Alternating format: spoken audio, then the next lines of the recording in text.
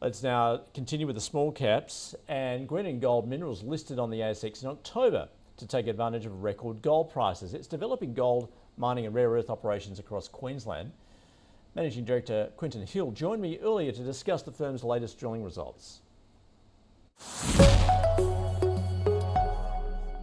Has revealed some high-grade shoots within our Wandoo resource and some really encouraging extensions to the resource as well.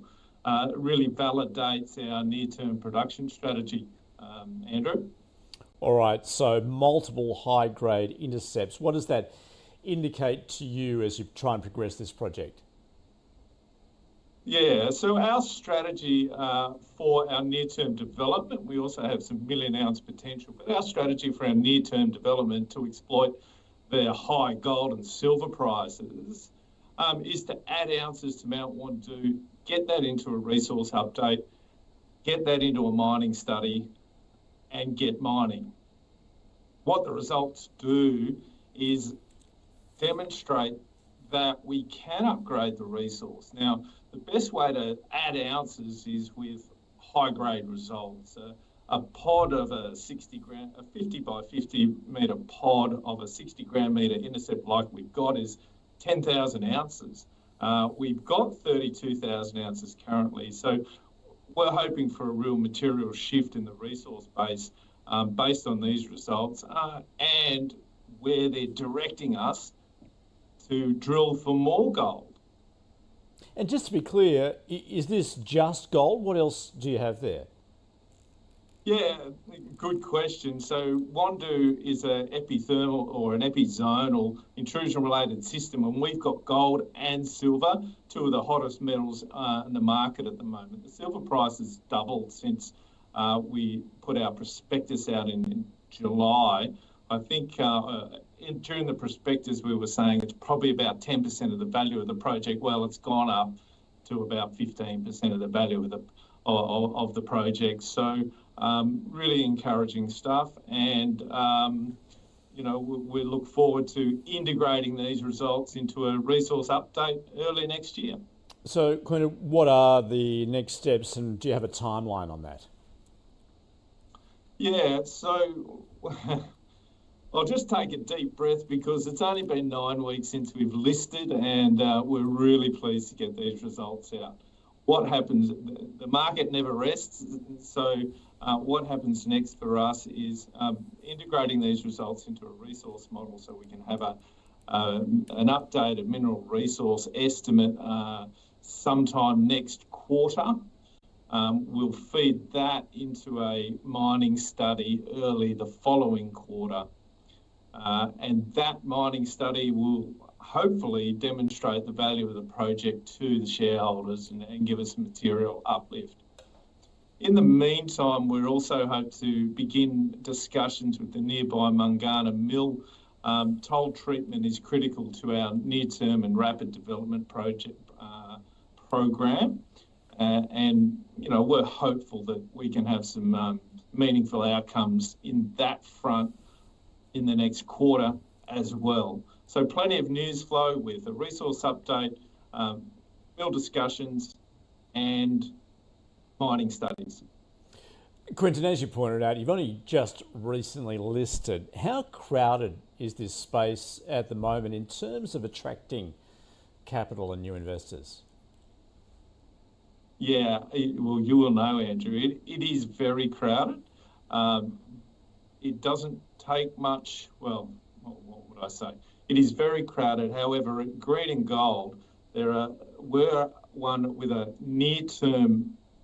real near-term development pathway. And we think that sets us apart from others who really need to demonstrate large resources on exploration ground to get material market impact.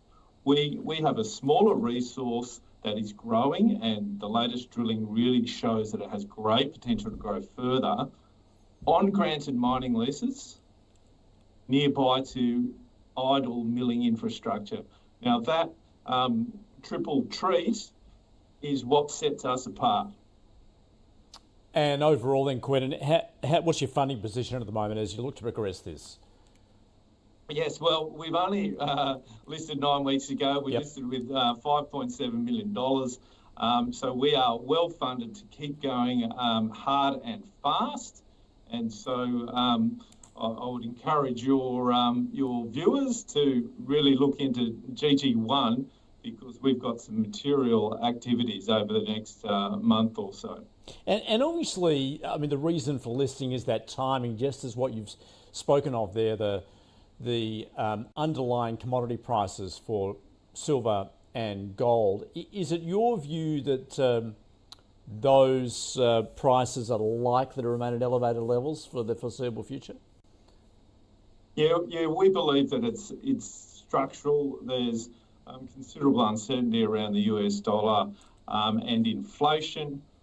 Gold is a backstop for all of that, and I think the business pages tell you that Reserve Bank demand is quite strong, and what is supporting the gold and silver price. Silver's also got some industrial demand, which has probably seen it kick more than gold in the last few months. So we think the outlook is really good. However, we are going as fast as we can to exploit these really triple treat of conditions that we have that allows us to get into production much earlier than others. And so when you're approaching that point, can you tell us also what the infrastructure is that you have at hand, perhaps what needs to be planned? Yeah, so our model is to crush and ore sort on site and then toll treat at one of a number of mills that are nearby our Chillagoe project in North Queensland. The Mangana mill is only 12 kilometres away. That's a gravity flotation plant, 600,000 tonnes per annum, and we're hopeful of putting our material through there. And really, that's the infrastructure we need. Chillagoe is a fantastic mining history. It's got capacity for accommodation. It's got water. It's got power, and it's got this big hungry mill. So it's no accident that Green and Gold have targeted this area for its activities. It's strategically very important, and it's going to help us create value for our shareholders. Quentin, great to get the update. Thanks so much for joining us from Green Gold Minerals. Thank you, Andrew, and for your listeners out there, high-grade results make the difference. It gets us adding ounces quickly. Thank you for your time, Andrew.